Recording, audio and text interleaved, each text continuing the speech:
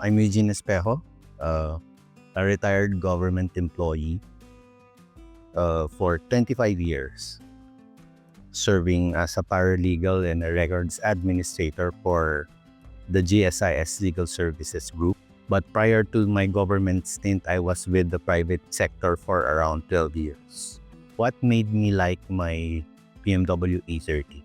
My love affair with the E30 started when I was in college. The moment I saw it, it was love at first sight. Those twin headlights really caught my eye. It was a petite and it made me think it was the right size for me then when I was in college. And also, I'm under the impression that considering its compactness, that it must be fast owing to the fact that it's built by BMW. I was right after all along on that notion, and knowing it to be also agile only came after when I was already actually driving it or driving the car.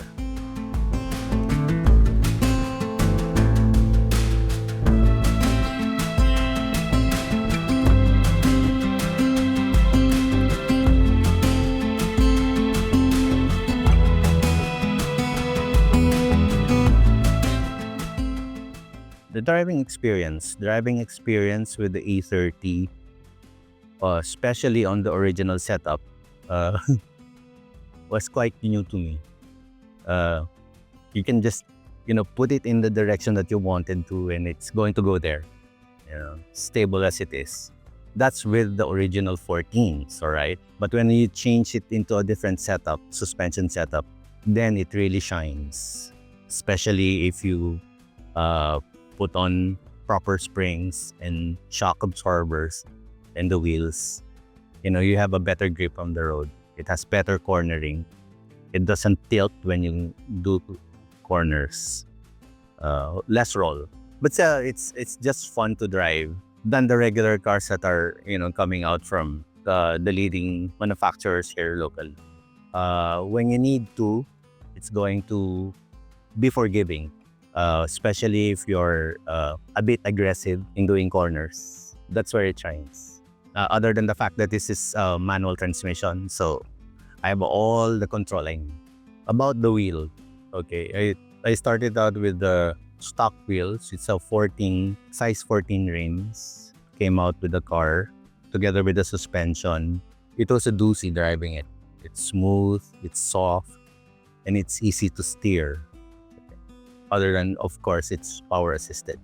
So I tried dabbling on having it replaced with a Rim 16, an original BBS. That worked for me too. But then the stands were quite high, and so I replaced mine with H&R springs and Billies or Bilsteins. They were good, but the Billies are kind of hard as opposed to the bogies. But it worked for me. It was more stable at cornering, going up Cannon Road and going down especially.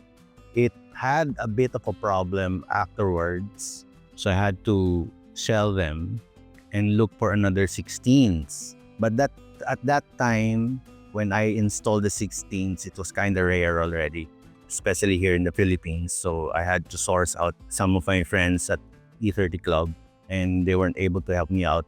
But they were assisting me still, and I couldn't wait. So I sourced out a replica, which is what is this right here right now. And it's 17s. I think with all of those, the 16s are the perfect ones as opposed to these 17s. These are kind of harsh. The wheels are thinner and there are issues of rubbing. So I had that sorted out to replace the 17 rims to a much thinner one. And so that addressed the issue. If I were to go back, I would have stuck with the 16s because those are the ones that are perfect for this car. Especially the ones that are original BBS rims, because the fit is perfect. There are no rubbing issues. The ride is softer than this one, but not as soft as the 14. So something has to give if you're looking for aesthetics. So it's a balance for me, and I would rather have that than these ones.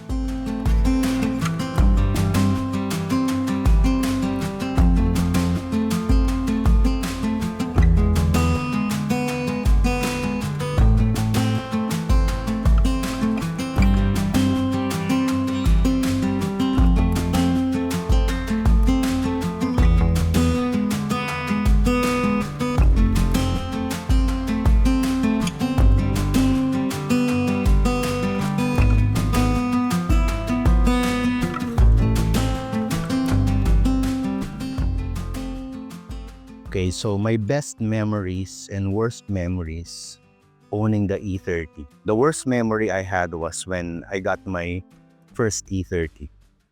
Back then, I only knew diddly squat about it. It was the fuel tank from a bone stock manual 318 with an M40 engine that gave me a real problem. It was rust riddled from the inside, so it was a Herculean task for me because I had to learn how to clean it myself and replace the fuel pump twice. Sourcing for a replacement, either new or surplus, was nearly impossible. Good thing I reached out to e30club.org and they helped me out a lot. So to pull us back in, my love for the car took over and I braved everything it will throw at me after that ordeal. So the little quirks and have to be sorted out, and I was able to do it on my own with the help of a friend from E30 Club. My second E30 was an automatic 325i. I felt like it was heavy while I was using it, built like a tank though. No problems with that car because it didn't stay with me that long, enough for me to truly enjoy the car. But I did have the car stretch her legs going up north twice. My lead foot led to my Joker-like grin zipping on other cars and eventually seeing them on my rear view mirror. That was a nice feeling. Eventually, I had to let it go for practical reasons. Apparently, preschool is more costlier than elementary school, so I wasn't being pragmatic if I, kept it. My third, this one, was prior to ending my work in the private sector. So the fourth question is, would you prefer classic cars over modern cars? Yes. Basically, I am a DIYer. Okay? I like my hand getting dirty and, try to fix it all at my end if I can. Older cars kasi are more simpler to fix than the newer ones. Not with all the electronics. I'm not, adept to those things, but more on mechanical. And plus the craftsmanship of the cars then better for me than now. Everything now is more, what's this run-of-the-mill thing as opposed to handmade.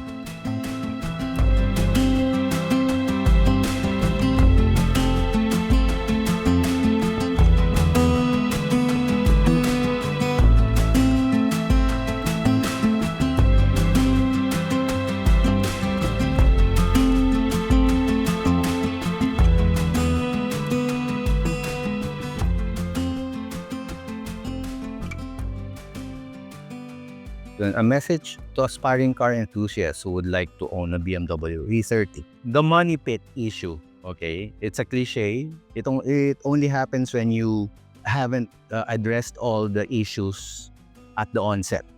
If you've tediously sorted out and knew what the quirks are or the problems are in that car, and you'd addressed it right away from the start, you're good. That is what I did with my third experience going through all the E30s I've had. So, I test drove it, tried to, as much as I can, analyze the things that it has problems with, and then attending to it after. So once that's all sorted out, it's all easy, or it will be as good as a daily drive from that point on. Shoutouts. Okay, ano ba? Si Leia, for one, for being forgiving with all of with these projects. And to my friend, Podi, Patrick, with all the help he did. He's also from E30 Club of the Philippines. That's it.